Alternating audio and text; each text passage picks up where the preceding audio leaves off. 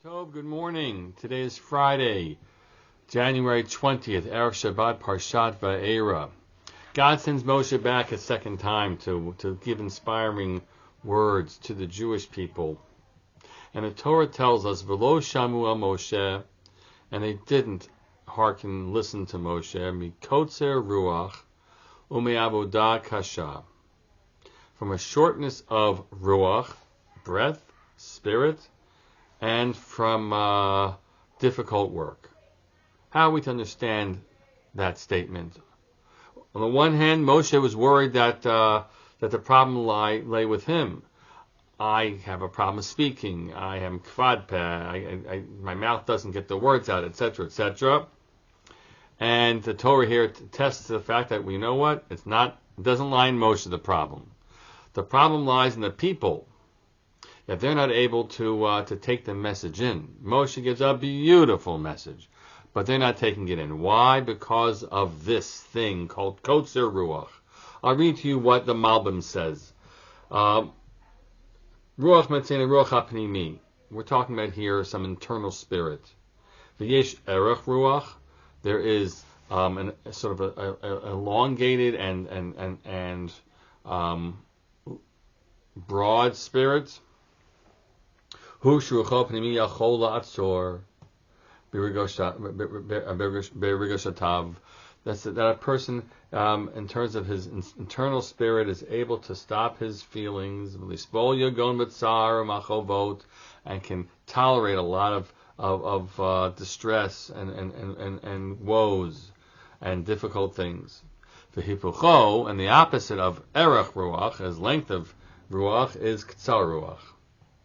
And a person who is katzar ruach, and he has a great deal of work upon him, stress, pressures on him, either of these, you're already going to have a problem, he says.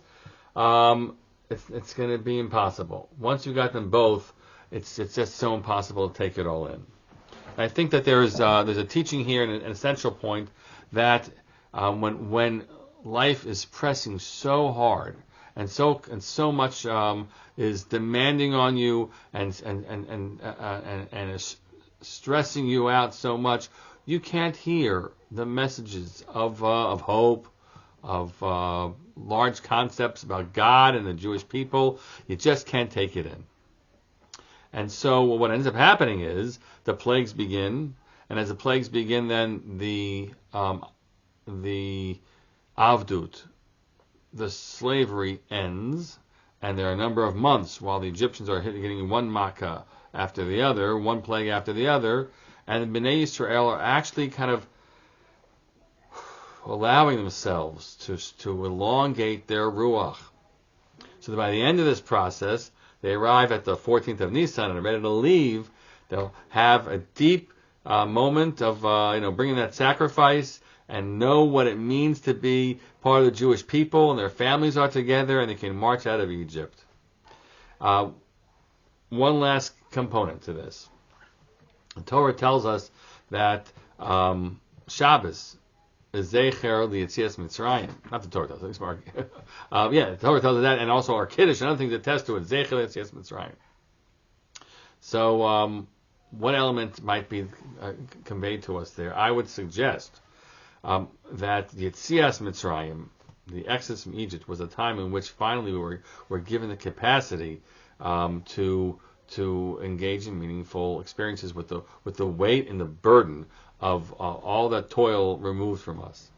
And every Shabbos offers us that same opportunity, when all that the week has been laying on us and demanding of us and pulling at us in so many ways in which our heads can't take us to loftier thoughts. Shabbos comes in, we'll take some deep breaths and allow ourselves to contemplate and experience something more. We need the break from the toil, so that and the ability to elongate our breathing and our spirit to achieve that. May our Shabbos ahead be just that kind of Shabbos, and every Shabbos be that way. When we engage in the things that matter, the higher values, the loftier thoughts, and the deeper richer spiritual experiences that we finally are able to address and engage with, thanks to the Shabbos. Shabbat Shalom.